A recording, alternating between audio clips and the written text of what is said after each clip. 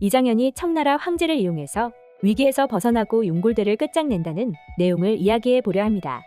이번 회에는 청나라 심양으로 떠나는 이장현을 그냥 이대로 보낼 수 없어서 뒤늦게 구원무의 말 뒤에 타고 청나라 군대 뒤를 쫓는 6일체의 모습이 나왔습니다. 청나라 심양 가는 길이 보통 길도 아닌데 굳이 뒤늦게 말을 구해 타고 가는 걸 보면 이미 이때부터 6일체는 이장현에 대한 마음이 상당한 게 확실한데도 불구하고 6일체는 자신의 마음을 모르는 것 같아서 정말 답답하기만 했었는데요. 말 타고 따라간다는 게 결국 떠나보내기 싫다는 자신의 마음을 대변하는 행동임에도 불구하고 6일체는 정확하게 이장현에 대한 마음이 뭔지 모르는 모습이 참 안타깝기만 하더라고요. 정말 무슨 드라마를 이렇게 잘 만든 건지. 예고편에 6일체가 머리 올린 모습을 보니 다른 남자와 결혼하는 것 같기도 한데 이장현이 죽은 줄 알고 다른 남자와 혼인했다. 살아 돌아온 이장현을 보고 마음 아파할 미래의 길체도 또 너무 안쓰럽기만 한데요. 그나저나 청의 포로로 끌려갈 위기에 처한 길체를 구하는 이장현 너무 멋지지 않았나요? 길체 반반한 얼굴을 보고 흑심을 품고 청에 데려가서 비싼 값에 팔아먹자면서 사람을 물건 취급하는 청나라 군인 모가지를 두 쪽을 낼 만한 무술 실력을 가지고 있으면서도 절대 감정적으로 흥분하지도 않고 차분히 청의 군인이 자신의 뜻에 따를 수밖에 없게 설득하는 모습이 지략가다웠는데요. 거기서 그 군인 한두 명 목숨 처단해봤자 오히려 일만 커지고 6일체와 이장현만 위기에 처할 것을 잘 알고 있기 때문에 이장현은 강화 이후에 사사로이 포로로 삼는 것은 폐하께서 금지하였는데 명령을 어길 것이냐며 청나라 군인이 따를 수밖에 없는 절대자 청의 황제폐하 홍타이지의 말을 인용한 건데요. 반반하고 아름다운 6일체를 포로로 삼을 생각에 들떴던 군인들이 깨갱하고 물러서는 모습 보니 정말 이장현 같은 남자가 옆에 있다면 세상 무서울 게 없겠다 싶더라고요. 무술도 돼서 17대 1로 싸워가지고 청나라 군인들을 다 박살을 내지 않나. 조선의 대신들과 청나라 관료들까지도 이장현과 가까이 지내고 싶게끔 만들지 않나. 정말 모든 면의 천재인 이장현은 완벽한 주인공의 모습이 아니었나 싶은데요. 아니나 다를까 시청률로 이를 입증하며 1회 5.4%의 시청률로 평이하게 시작한 드라마 연인은 이제 빌드업을 모두 끝내고 6회 8.8%의 시청률을 보이더니 7회에서는 10%가 넘는 시청률을 달성했네요. 이는 능글맞고 주책스러운 듯 하면서도 상처와 고통 그리고 연민을 끌어안은 이장현이라는 캐릭터를 완벽히 소화해낸 배우 남궁민이 있기에 가능한 일이었고 검술은 물론 멜로까지 클리어하는 남궁민은 인생 캐릭터를 또 한 번 갱신하고 말았습니다. 인조에 대한 충성심도 없는 이장현이 청나라 심양으로 떠나게 된 이유가 올곧이 6일체에게 상처받은 마음을 먼 거리에서 치유받고자 함이었나 싶었는데 그게 또 다는 아니었던 것 같은 게 인조에 가여운 아들 소현세자의 운명이 조금 걱정되고 궁금했던 것 같았는데요. 그렇기 때문에 자신을 무시하고 업신여기는 세자빈과 대신들을 보통 역관처럼 무시하고 청나라 군인들과 손을 잡을 수도 있었지만 중요한 순간에 세자빈에게 도움을 주기도 하고 세자에게 지략을 세워주기도 했던 것 같은데요. 이장현의 실존 인물로 추정되고 있는 장현은 역관의 신분을 이용해서 첩자, 교섭자, 무기 밀매책으로 활동하는 모습을 보였다는데 이를 철저히 고증하고 잘 각색해서 기승전결이 있는 드라마로 만든 황진영 작가의 대본의 힘은 실로 대단한 것 같아요.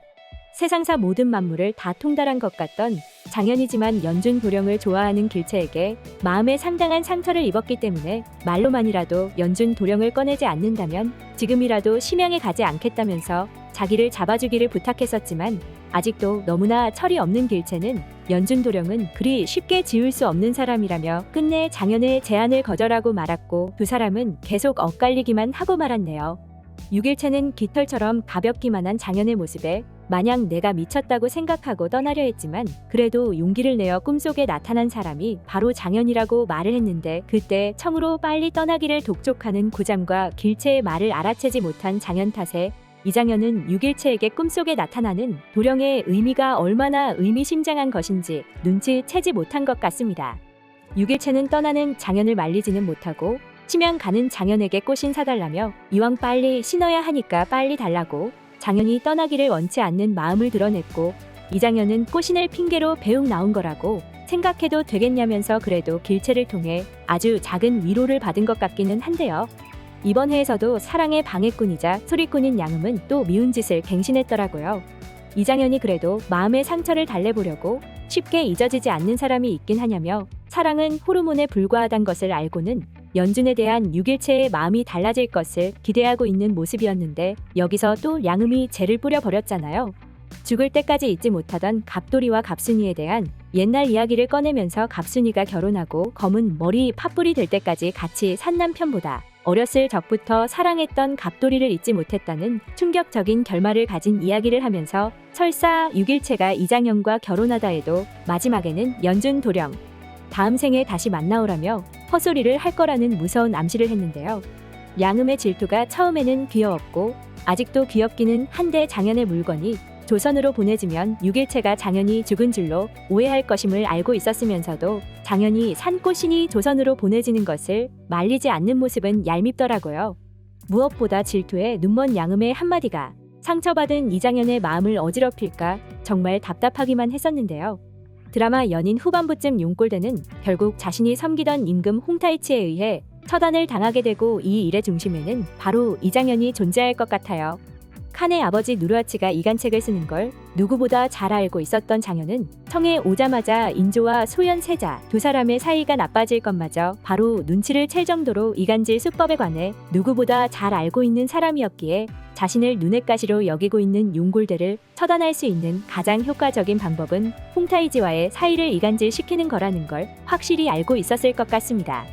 청보다 국력이 약한 조선의 임금도 아닌 그저 역관에 불과한 자신의 신분으로는 용골대를 굴복시킬 방법이 없기 때문인데요. 남초를 거래하려는 두 사람의 마음을 자기 손바닥 들여다보듯이 알고 있던 이장현은 홍타이지와 용골대의 마음도 손바닥 보듯이 이미 훤히 꿰고 있었던 것 같아요. 황제는 천연두가 군대에 퍼졌다는 것이 자신이 신이 내린 사람이 아니란 증거가 될까봐 이에 관한 소문을 퍼뜨린 자로 추정되는 이장현을 처단하려고 하고 용골대는 조선의 간자를 걸러내지 못한 무능함의 증거인 이장현을 처단하려 했기에 사지에 몰린 이장현은 두 사람의 마음을 이용해 위기에서 벗어날 것 같습니다. 이장현은 천연두의 앞글자가 하늘천으로 하늘에서 내린 병이라는 말로 황제를 꾀하고 조선에서 온 뇌물을 10%나 가로채는 용골대의 약점을 알고 있는 걸 빌미로 황제 앞에서 용골대가 자신의 편을 들 수밖에 없게 만든 후 일단은 20%의 뇌물로 용골대에게 상당한 경제적 이득을 준 후 서서히 두 사람을 이간질하는 수법을 이용해 용골대를 처리해버릴 것 같네요.